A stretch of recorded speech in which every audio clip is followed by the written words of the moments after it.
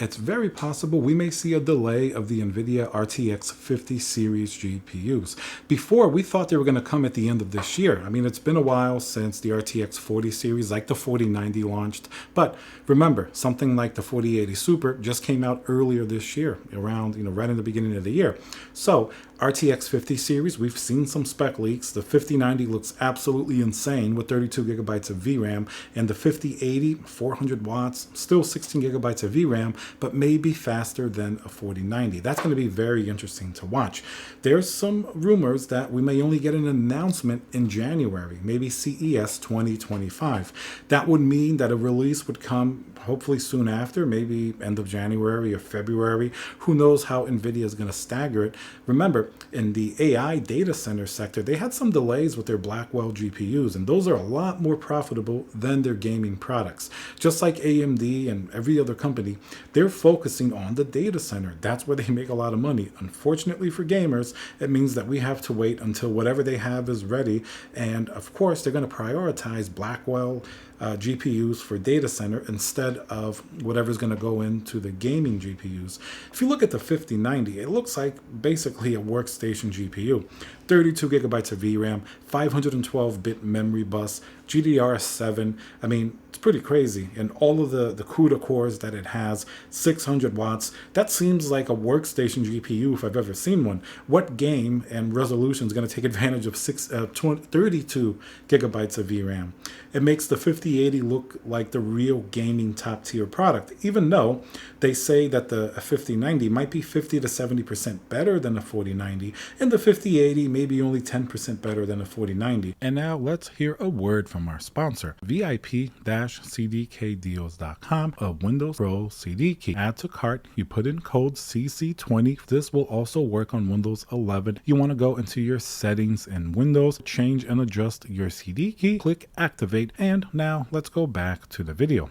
So if you want the best performance, you're going to want to get the 5090, but there's going to be so much like hardware left on the table. Like, let's say if you're playing even at 4K with ray tracing, the most intense game, what are you going to get in terms of VRAM usage? At most 24 gigabytes of VRAM, and that's like an extreme case. Most of the time it's somewhere between 10 to 20 gigabytes of VRAM for like the most intensive games. So you're never going to get close to 32 gigabytes of VRAM unless the game has like a memory leak, or it's a very specific game that for some reason you can do, I don't know, maybe up the resolution to 8K or 16K or something crazy. Then you could probably do something like that, but that's not really going to be the use case for this GPU. It's really a data center type of GPU. The 5090 should might as well be called the Titan class GPU, and I'm sure in terms of pricing, it's going to be priced pretty much like that. So what does it mean if it's announced in January of 2025 for the current stuff? Well, it seems like they're already slowing down production of the 4090. It's getting harder to find. It seems like they're not producing nearly as many, or they stopped producing them. So whatever was in the channel, as they call it before, the inventory, is going to be sort of bought up and circulated until it's pretty much gone. And then you're going to have a choice of just either 4080 Super is going to be the next big RTX 40 series still that's going to be available, or the new stuff, the 5080, 5090. Pricing is going to be very interesting to see exactly what they do. Are they going to keep the same prices as the 4090 and 4080, or jump those prices up? With the amount of demand and the performance these GPUs have now, it's going to be hard to imagine NVIDIA keeping the same prices. I just feel like they're going to raise them. I don't know why. It's just a feeling. They're definitely not going down. NVIDIA does not need to sell GPUs on the gaming side.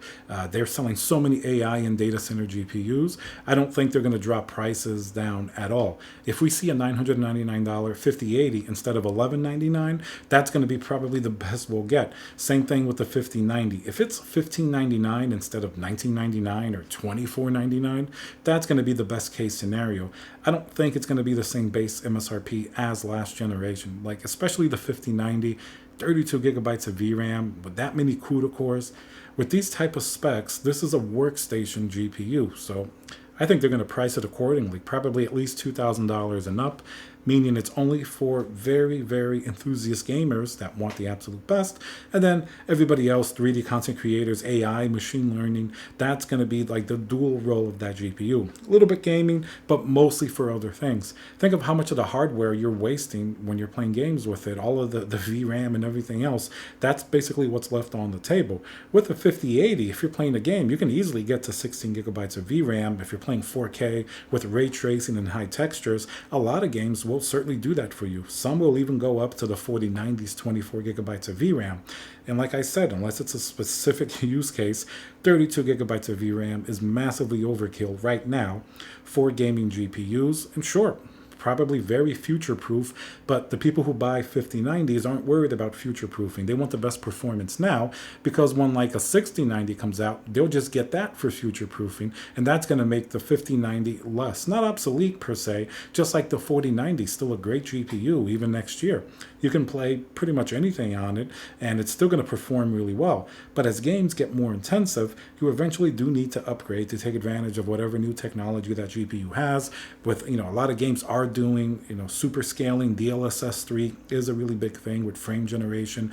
Even I've been playing through Wukong, and if you want the best graphics experience, you have to use DLSS basically, or else the game doesn't look as good, doesn't perform as good. So it's already becoming kind of a requirement, and that's what NVIDIA wanted. And with GPUs like the 5090, even though they're super powerful, you're still probably going to have to use DLSS in some games if you want to use like the maxed out settings and everything like that. So very interesting. We'll keep an eye on it and see when they're coming out, if it's January or later. Let me know what you guys think, and I'll see you guys on the next video.